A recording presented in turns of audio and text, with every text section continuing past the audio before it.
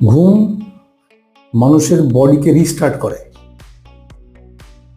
একটা সারাদিনের হ্যাকটিক লাইফস্টাইলের পর যদি রাতে ডিপ স্লিপ না হয়, তাহলে তুই রিস্টার্ট করতে পারবি না, তোর ফ্রেশ ফিল হতে পারে না, ডাইজেশন খারাপ হয়ে যাবে, তোর রিকভারি না হলে যে লো ফিল হয় সারাদিন, তুই যে কোনো প্রফেশনের সঙ্গেই থাক, সে লো ফিল হলে পরে সেই প্রফেশনের উন্নতি হতে পারে না।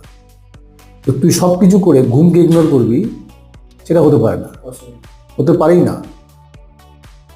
পরিশ্রম করার পর ধর তোর বডিতে কোনো কিছু একটা ইলনেস হয়েছে, কিছু একটা অসুস্থতা হয়েছে, চোট লেগেছে বা কোনো জ্বর হয়েছে বা কিছু ইনফেকশন হয়েছে, সেক্ষেত্রেও মানুষ যখন ঘুমোবে ওর ইমিউন সিস্টেম বা ওর বডির যে রিপেয়ার করার সিস্টেম অত ফাস্ট কাজ করবে।